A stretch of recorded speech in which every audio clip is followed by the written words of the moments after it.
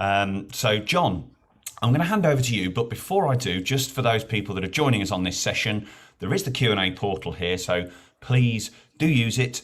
We've talked amongst ourselves to get a few topics that you'll see on LinkedIn and that we've pushed out there to kick things off. They're quite loose topics, quite broad. We've got a really strong team, a broad team of experts here today. So please do contribute, throw in some questions, and John will be managing the Q&A portal. We did this all yesterday. It worked really well. So please do put those questions in. But for now, I'm going to switch my video off if I can manage to do that. And I'm going to hand over to you, John. Phil, thank you very much. And good morning, everybody. One of the things that strikes me as I sit in a former Victorian primary school that's been converted and repurposed so that you've got exposed brick, very nice herringbone wood floor, white walls, etc., etc. It's everything that you tend to think of when you hear the term sustainability. And just using that as a rather artless segue into our first topic, sustainability is a hot ticket. And yet, there are an awful lot of people at the moment who say, yep, we are sustainable. Yes, we run sustainable shops. Yes, we've got low voltage electric bulbs. We've got solar panels on the roof. We put in a bit of wood cladding. Well done, guys. Hasn't everybody else? And therefore, I thought to kick things off, I'd just try and gauge what we mean by the term sustainability when it comes to retail. And we'll start with Simon, because I can see you looking serious.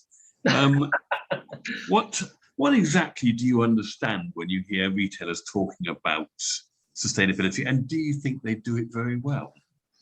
Well, I'm looking serious because it's a very serious topic, and I've just finished reading a book by David Wallace Wells, which is The Uninhabitable Earth. And if anybody watched David Attenborough's BBC program about how the world's changing last year, and then read David's book, you'd understand how David Attenborough, for once in his life, had actually watered something down as a problem.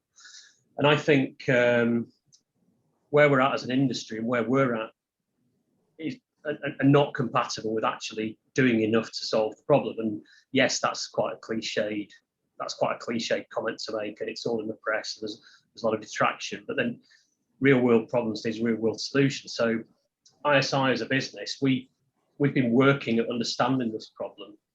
And I'm going to be honest, I think there's a lot of self-serving hypocrisy in our industry on both agency, manufacturer and client side. And it actually mirrors what's happening in the world and indeed from our governments. So sustainability to me is something that the business should be embracing, should be trying to develop, should be trying to build within any type of thing. So we're now trying to design around using sustainability, using sustainable materials in design. These two things go hand in hand with an in-store experience. And it's become a policy that we can't really ignore. Okay, that's fine. I'll stop you there. And I'll move on to Julia. Greenwash. Simon's, in so many words, said there's an awful lot of greenwash out there. Do you think that as an industry, whether it's on the supply side or the facing the customer side in stores, do you think that we're very good at talking about it, but we don't do very much about it?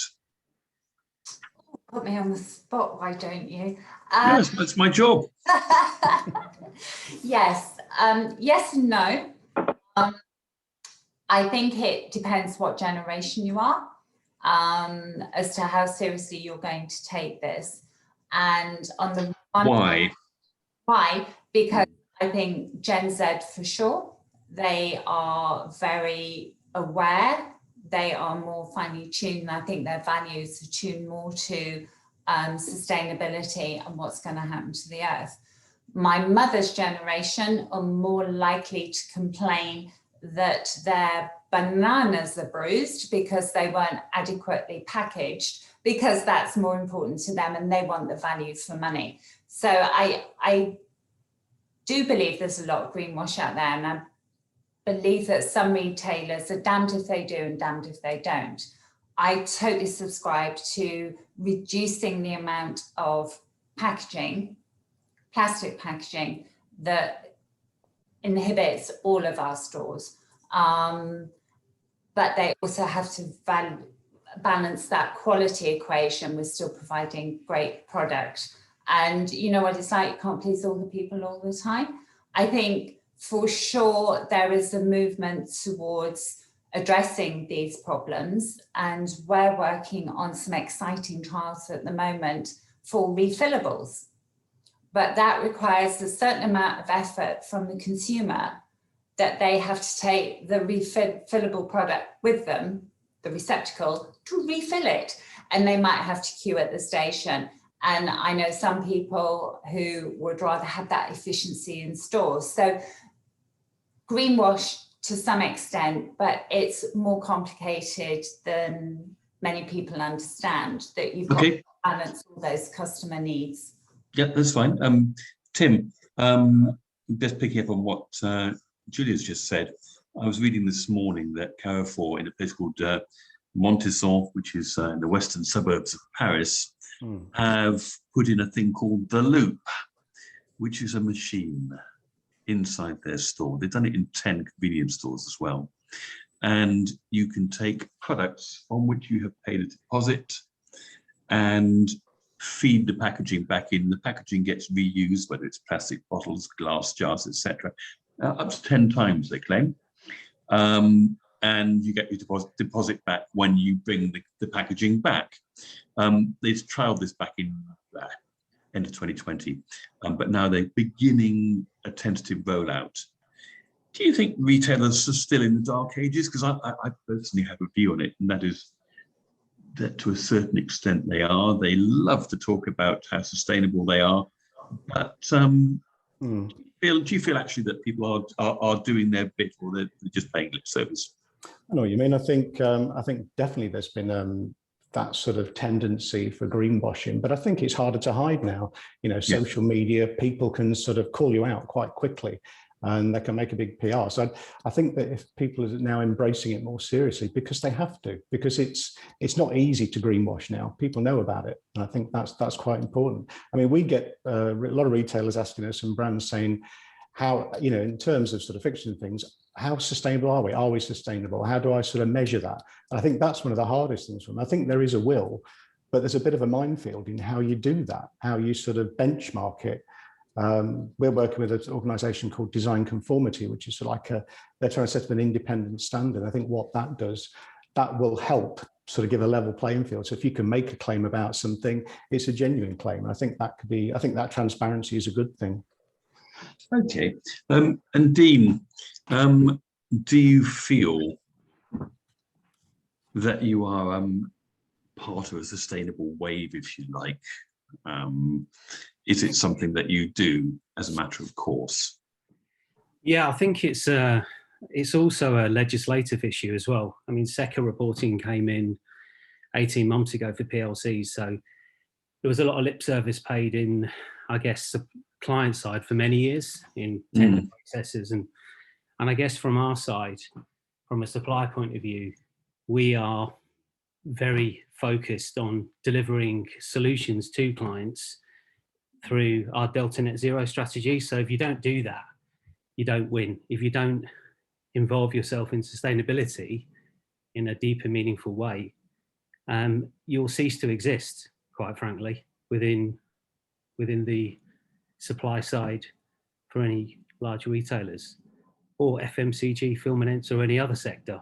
So I think there's a real focus from a concerted effort, I would say, from a retailer to actually do it.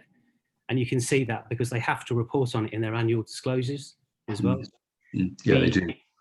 We also will be reporting on that next year with SECA. So any SME above 25 million, as of, I think it's March 2022, have to report on this. So anyone that's not doing it needs to do it quickly, or their business will kind of cease to exist. In all tender processes we receive. Oh, hang on a second, Dean. Suppose you don't do it. Yeah. Is a big stick being waved, and are there actually penalties, or is it just, you know, you've been bad, you should do a bit more? Yeah, I think it's a really big part of weighting now in tenders. So every tender we do, the weighting probably 5-6 years ago was probably somewhere between 10%.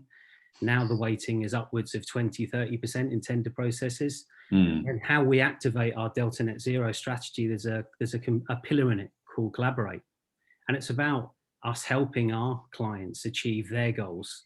And it's also a retention strategy as well. You know, clearly, you know, there's no hidden meaning behind that.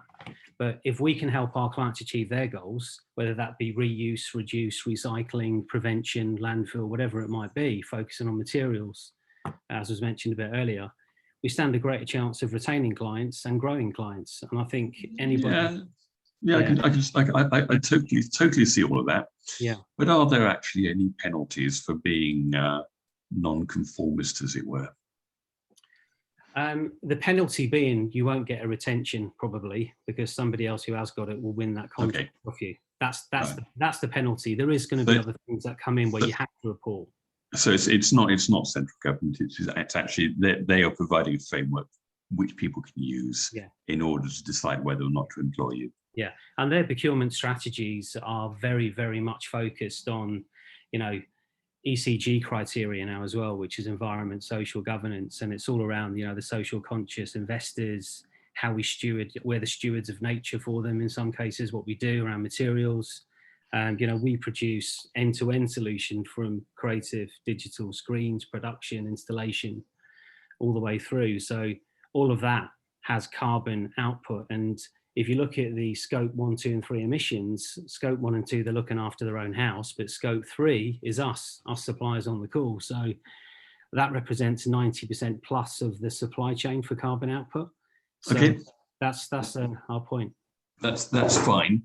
Simon, just to pick up on a few things that have been said so far. Is there anybody you particularly admire in retail as far as sustainability is concerned? Is there anybody that I particularly admired? Name names is what I'm saying. Retailers. In terms of retailers. Yeah. I think I'd have to cite what Swarovski are doing. So we work with Swarovski on a global basis, and Swarovski have got over 10,000 stores, and they've taken an active decision to make sure that any printed materials, any campaign materials, it's all we've got targets for reduction of every single sort of carbon emission item within the area. So everything we supply now has got to be sustainable. They've also looked at things like the reduction in power in their stores. But isn't that something that they should be doing anyway? Because I mean, reducing power in stores has been around since Plan A with M&S 10 years ago, maybe more. Well, it reduces. Well, they're reducing costs. So you asked me who I admire. Well, I admire them because of the stand that they have taken and the steps that they've taken. It's what a privately owned business that's only reporting to its own private board of directors can actually achieve. When you see what they've done, it's far greater than any sort of other retailer that you see on the high street, because they've been able to just not necessarily meet the needs of shareholders, because the shareholders are it's a family-owned business. Okay, that's fine. Julia, when it comes to getting the message out there, a lot of people are fairly upfront about it, and they all seem to give the same message pretty much. Is there some way you can do something without a cynical type like me just sitting here saying, yeah, yada, yada, we've done it all before? How would you go about getting that message out there so that people are actually convinced and don't feel it's a question of corporate boasting effectively? Oh, I mean, I think it depends on scale of retailer. The big grocers, they're just pillared, you know, regardless of what they do. Picking up on your point about M&S, they were a client of mine years ago, and I love the plan A because there is no plan B, putting in the living walls and being very upfront. And I love the fact that they print on some of their walls the statistics that they're achieving. Yeah. But I think it becomes a bit like wallpaper at the end. Well, it's white noise, isn't it? Yeah, it's white noise. So I personally would like to see the development of more scoop shops where you're actually, you're encouraged, you go in, everyone knows what I mean with a scoop shop. You pour in your nuts and your rice and all of that. And I don't think anyone can be cynical about that. And looking at this panel, I think most of us can remember collecting those glass bottles for the 5p payback when you took the bottles in. And I think it's... Not quite sure what you're saying by that, Julia, but I assume you're saying that we're all old. We're old. Vintage. We might be a little vintage. We have and I think I would love to see more deli counters, less fast fashion, and start a movement to how sustainability is a way of life. The big grocers, they're there to meet demand. Everyone shops, well, almost everyone shops in one way or another at some point or other. And I think they need to push forward with the refillables, with the scoop stores, with more deli counters, and it becomes a way of life. So therefore, to your question rather, they're not being seen as boastful, but they are actually living that change. So they're doing something about it. Yeah. About it. Okay. Tim, do you think that sort of thing's scalable? Yeah, I think it is. I think it's going to be a lot easier post-COVID when people are less worried about touching something that somebody else has touched a few minutes before, because I think that's one of the barriers at the moment. But yeah, absolutely. I mean, Asda did a big play of their sort of, there was a great initiative for their green store. But I think, less quietly. They only had one store, two, didn't they? Yeah. And they've been on the record pretty much as saying, we don't think we'll be doing many more of these. Yeah, no, the point I was going to make was that it was interesting seeing how the Co-op did it in a local store. They're piloting it. And I think that signals a shift change, really. And that's in the middle of COVID. I just think I'm sort of answering an older question, but in terms of, a brand that I think is doing something really interesting is Veja Trainers. I mean, they're very sort of environmentally aware sort of business anyway. They don't advertise apart from sort of, but they had a store in Paris, and rather than sort of go into that store and brand it, they just sort of put a lick of paint on what was there. Okay, they sacrificed some brand imagery, but that action and statement is quite powerful. Yeah, no, I totally see that. And a lick of paint and some new light is as good as spending thousands on new furniture, et cetera, which may not be a popular view given the audience. I guess, you do see a lot of sort of, there are news items about a store where they've used, say, recycled yogurt pots or something like that, and quite a lot of it. Did they need to use that much material in the first place? Could they have got that in another way? Yeah. Well, I mean, it's quite interesting because that Carrefour store I was mentioning, the loop thing where you take in your things on which you paid a deposit, as Julia remarked, we all remember doing this in one form or another. It's only for 100 products. Now you think about how many products there are in the average Carrefour hypermarket, probably 30,000 plus. So they've got some way to go. And I think probably we're still at the beginning of it, but yeah, to your point, it's fair. It is scalable and possible. Dean, a question's come in based upon what you said pretty much, which was, is legislation the only way forward to encourage sustainability? Because there is a sense perhaps that unless a big stick is wielded, people won't actually do very much about it. No, I don't think so. I think what we're seeing with most of the forward-thinking brands, retailers, is an effort to gain market share by doing it. So it's, if you look at someone like M&S, they're a client of ours. Their Plan A team are actively involved with all of their suppliers. So I talk to them regularly about initiatives that are within our scope of works. And those things all lead to those stats that they paste on the walls that Julia mentioned and things like that. So they're keeping it active, but it also affects, share price as well. So as I said, around the environmental, social and governance aspects, you've got you've got aspects in there where private equity, large finance banks are rating the value of organizations based on their ESG practices.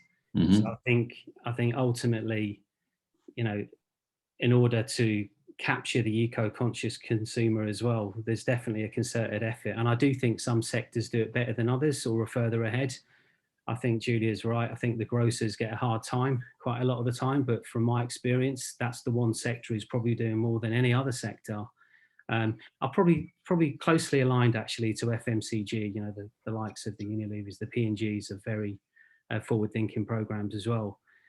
So yeah, so I think it's not just legislation. I think it's also common sense. You know, with the legislation keeps you on your toes, but it's just business practice. You know, it's a business critical strategy for most large brands if you read their report and accounts and what they're doing.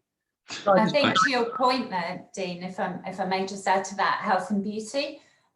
We work with Boots and Superdrug as retailers, and no brand in there will survive now unless they are cruelty-free, they're vegan-free, they're reducing their plastic, or they'll recycle their plastic, because that's what the audience want. So you've got this push and pull strategy going on. It doesn't have to be legislation. It has to play to the heart of the consumer, and where you have Gen Zs in particular, they will not buy product that's not recyclable or absolutely full of plastic. Even I've bought bars of soap now instead of my shower gel bottles, because I can actually feel the guilt as I was using my last shower bottle, and it was like, how long is this going to take to decompose? And I was ashamed, so I'm using soap now. So I don't need the government to tell me that. It is my conscience. So I think let me stop you, Julia, because I'm gonna put a point, which is perhaps that we live in a digital age. Everybody says that during the pandemic, our tendency to buy stuff online has increased. More stuff is being delivered by trucks. We don't use public transport in the same way as we did.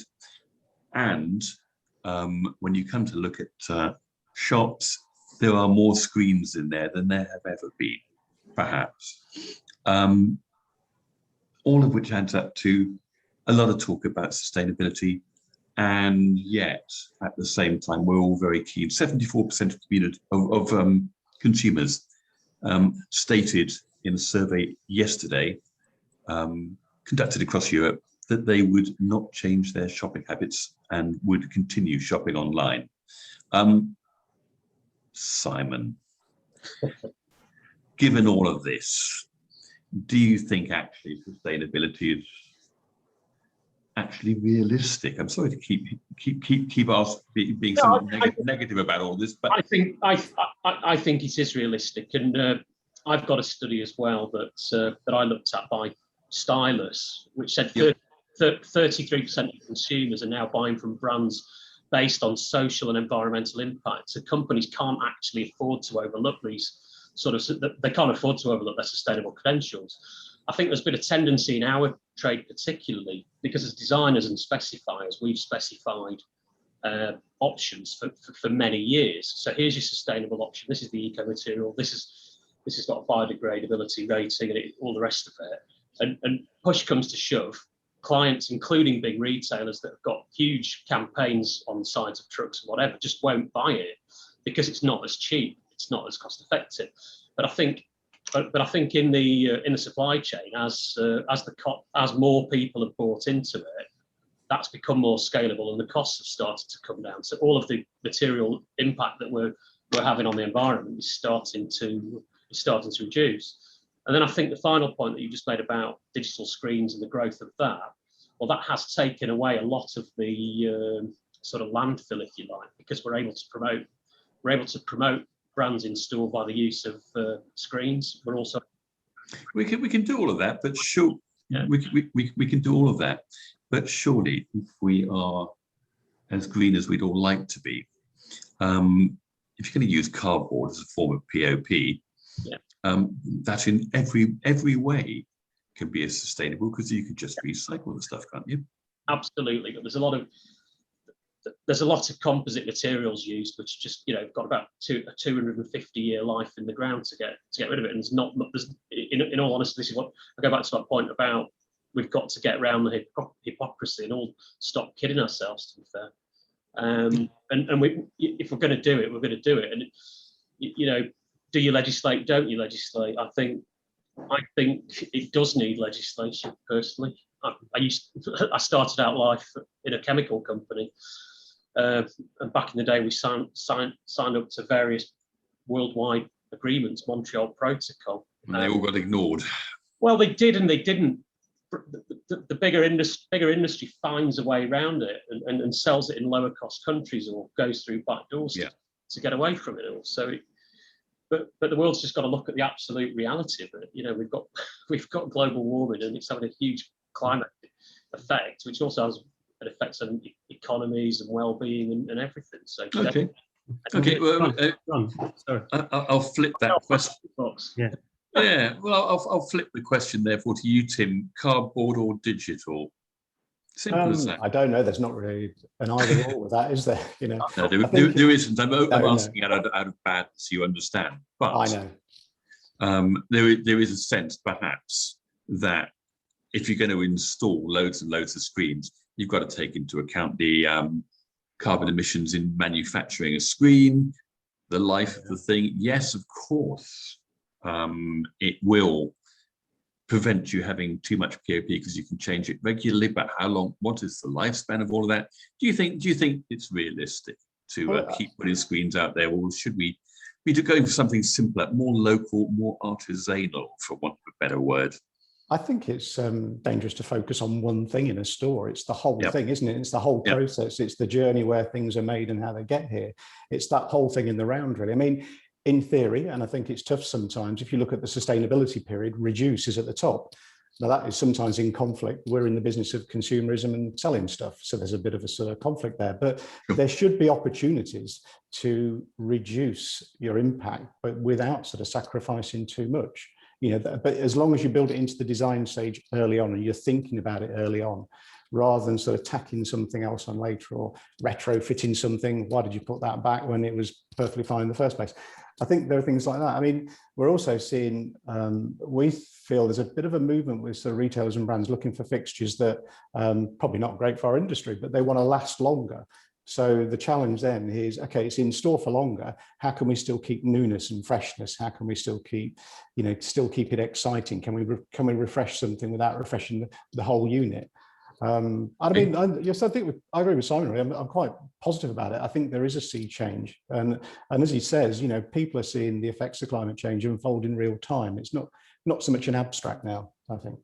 All right, Julia, do you think we can take newness and so on and take experiences out of the store, perhaps even?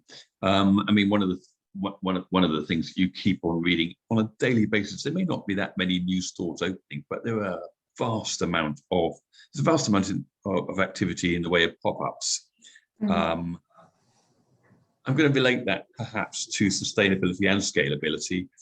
Do you think you can take brand experiences out of the store and do it sustainably and at the same time make it reasonably scalable so you get it around enough people? There's 3 questions wrapped in one. Off you go. Okay, let me try and remember them. Can you take great experiences out of store? Absolutely. And I think that as lockdown eases, I think to Tim's point earlier on, people will become less fearful of engaging. At the moment, it's tricky, and everyone is very mindful that it's safety first. But I think as we transition to normal, the pop-ups will pop up even more. And I think there's nothing greater than that surprise and delight on the high street in a shopping centre.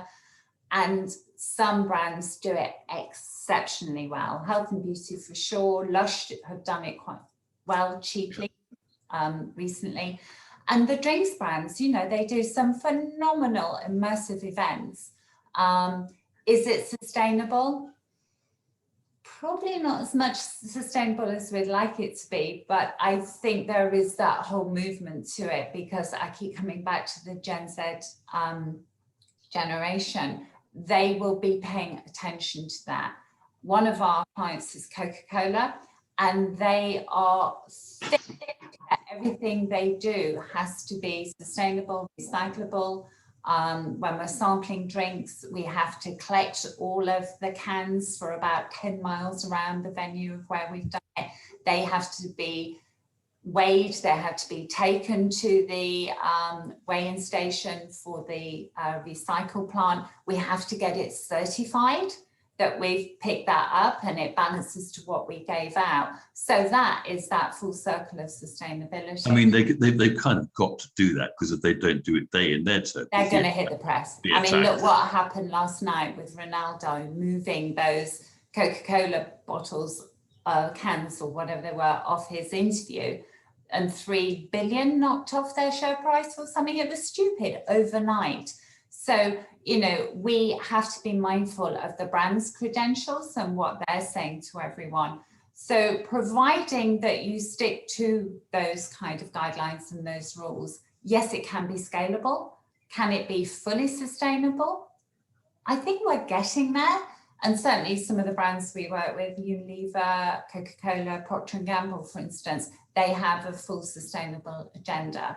And yes, I would love to see some innovative opportunities springing up, and hopefully now with councils and shopping centres desperate for footfall, they'll drop the fees. So if anybody in the audience can actually sway that, we would appreciate that, because some of the fees to actually implement on the high street. Right. I'm going to stop you there. Yes, of course, you'd like to see lower prices. Dean, are you finding that people are asking you for rather different things? I mean, are people asking for pop-ups? Are they asking for experiences out of the store? And is this affecting things generally as far as you're concerned? Yeah, I mean, obviously the big elephant in the room is obviously COVID, which has affected that whole thing initially. So last year was very quiet as such for obvious reasons. And I think there's still a bit of a hangover from that. There is a mixture of obviously in-store and out of store. And Julia mentioned a number of brands there within FMCG sector, the industry's drinks. We do a lot of work with Moet Hennessy and Heineken. They are asking for a number of stores to be activated, and those stores, those out of store experiences are activated with a lot of other things, such as, you know, sound, light, measurement, you know, all these things that kind of will be a good experience for someone like Moet Hennessy. We're using magic mirrors to personalize the bottles, you know, to put onto their products. How does that work? It's a magic mirror. So then it produces a label, which we then print attached to the bottle, then ship to the customer. They've also got vending machines as well that they use in places like Selfridges, etc., that we manage for them. So it's almost like making an experience out of a machine. It is, and it's something which is also, you know, going back to the point that Tim made. It's durable, so, you know, it's reusable, and then we store that and we load it and then we send it to other events. So I think, you know, cost. Which is a good point, isn't it? Yeah. If you've got something that works in one place, once people have seen it 3 or 4 times, there's as Julia was saying, a bit of white noise about all of that. Test and learn. You can take it somewhere else. Test and learn. And I think, you know, these things, the experiences need to get better, because obviously I know everyone's talking about online, and yes, it's here to stay. But my family are itching to get to Blue Water and drive me mad, running around, going around in circles. So I think these in-store and out-of-store experiences, the ones that do it best will win. Going back to just a point you made earlier about sustainability, and, you know, is it here to stay? Absolutely. The shift change, what we're seeing across all of our clients, is measurement. So it's an evidence-based profession now, and what that creates is competition, which therefore creates action, innovation from all of these suppliers on the call and everybody else around the world. So it's definitely something which is here to stay. And okay. Yeah. So Simon, are you itching to get to Blue Water? And if you are, what do you expect when you get there? Do you think things will have changed, or will it be the same old, same old? I don't think. We've obviously got COVID restrictions. It's going to be but brands have got to work a lot harder to get people back in store and and give them a reason not to shop online.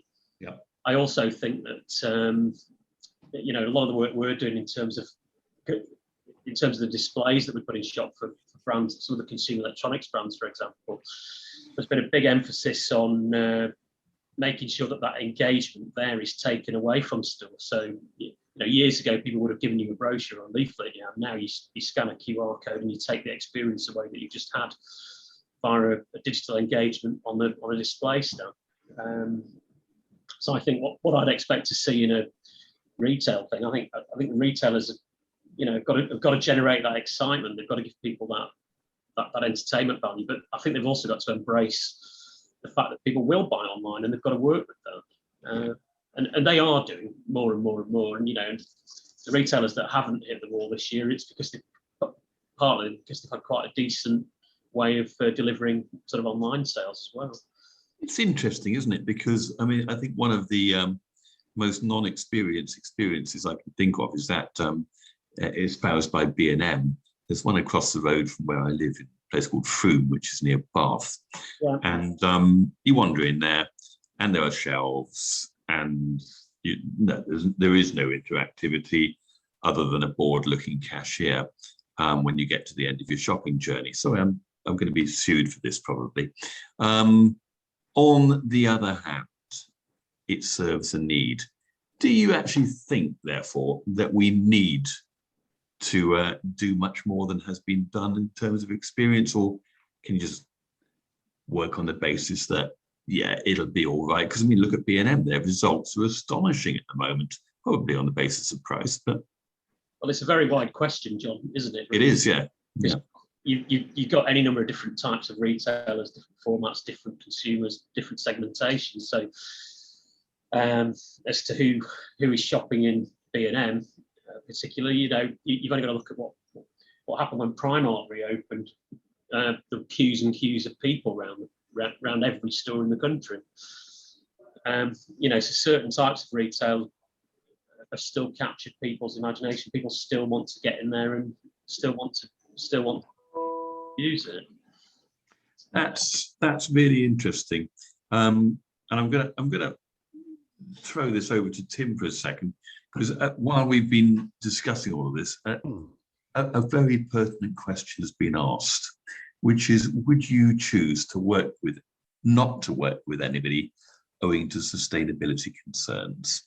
That's a good question. Yeah, it's a good question. I don't think I can answer it directly. I think it's something we'd have to consider. I can't, you know. I think no, it's very honest. Yeah. You know, yeah, and I think it depends on, you know, whether or not you think they're genuine in terms of, are they keen about definitely doing something right about sustainability. What I wouldn't want to do is probably work with a company that were obviously using greenwash. I think it probably wouldn't be great to be part of that relationship.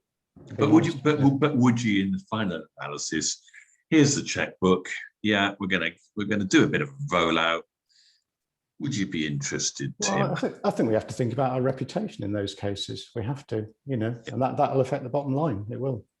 Fair comment. Julia, what about you? Would you, if you had concerns about somebody's sustainability credentials, would you be inclined to sort of show them the door, or would it be a question of persuading them that perhaps they could do? Persuasion every time, John. I imagine you were going to say that, to be fair.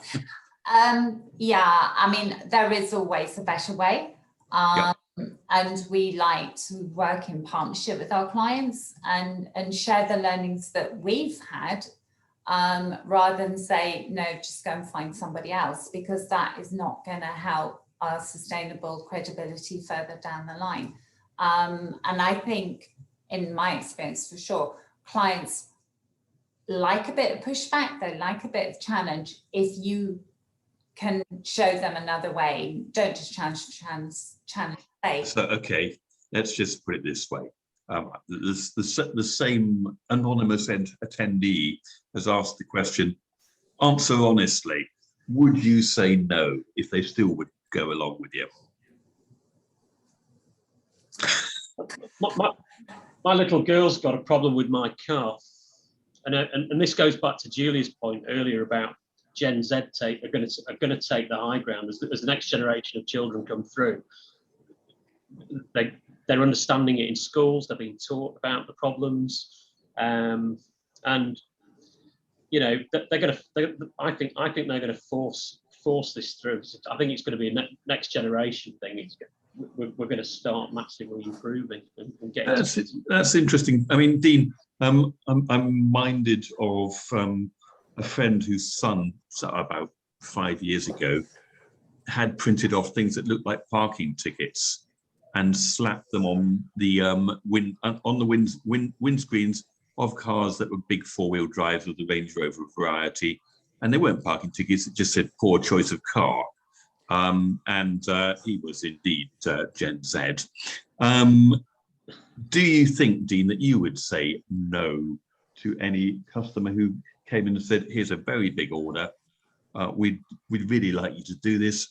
Are you gonna help us?" No, we're not very interested in the environment, to be honest. Yeah, I honest answer is we would only say no if it affected the reputation of our business and anything that we align to as a business practice as part of our Delta Net Zero strategy. So, we've signed up to things like science-based targets and things like that. I mean, from experience, I would say most of the FTSE 250 or clients that we work with, NASDAQ 500, all of those guys have all got targets. And I think it's incumbent on us as a supplier to provide solutions to improve product without increasing cost. Because if you can improve a product without increasing costs, 99.9% of clients will roll with you on any solution. So, good answer. Yeah, that's a good answer. Yeah. I'm going to back things up with a simple question. Based upon all we've said this morning, Tim, and I'm going to give each of you about 30 seconds on this. What's the single most important thing as far as sustainability in retail is concerned? I think it's thinking about it from the beginning. If you're going to offer sustainable solutions and you're going to address it, it's not something that can come later on in the process. It becomes from even the sort of creative stage. It can be creative in your thinking how you approach your project. I think for me, that is the thing. And then looking at the whole life cycle, it's not one thing. It can't be one thing because this is obviously sort of, global and far reaching. I think that to me is looking at the whole life cycle and it's getting it right at the beginning. You start with that at the beginning. Okay, Julia. Love Tim's point, but I think there's also got to be better education. Is it Simon Sinek says start with your why, and actually explain to customers why some things are as they are, and also ask for feedback. I think every time you ask for feedback, there is valid points to help you polish the solutions that you're putting in the first place. But let's have more conversations about it, and out of conversations come education. Okay, Simon, most important thing. To be honest, I'm going to concur with Tim to an extent because for me, it's about circular design. It's the creation of products and services that fulfill the prophecy in terms of sustainability. I think it starts with the people that create, and circular design is I think set to become the biggest trend over the next few years. Okay, Dean, 30 seconds. Okay. You get the last word. Sure. What's the most important thing? I think keeping it simple. The sustainability, there's so much out there to learn. Creating smart objectives with your client, putting it into the contract, measuring it. Measurement for me is the biggest one. If you can report on it, you can drive innovation, you can drive growth, you can drive new projects. Those clients take that measurements and take that data and put it into their annual disclosures. So it's a closed loop of success that you can generate, but keep it simple. Make sure that you've got a baseline and a measurement, and make sure you drive smart objectives, tangible objectives. For me, 30 seconds is up, and you know what? You've answered it. Tim, Simon, Julia, Dean, thank you all very much. Phil, is there anything you want to add? No, John. Thanks. Thanks for the session. Really, just echoing your point there at the end. Without you guys contributing to the session, we wouldn't be able to put these on. So, massive thanks to you all. Just for the people that are on the call, on the session with us today, this is being recorded, so please circulate it. And of course, all the people that are here today are also exhibitors. So please, if you want to pick up any of these conversations, please go and visit them at their stands. And also this afternoon in the same Insight Seminar Theatre, we've got our own sustainability spotlights where we'll be taking you through some of the work we've been doing with brands and retailers over the last 18 months. So I'm going to close up there. John, thank you for hosting this session for us again today. It was a real pleasure to have you all on board. Tim, Julia, Dean, and Simon, thank you very much for joining us. Cheers. Bye-bye. Bye. Bye-bye. Bye.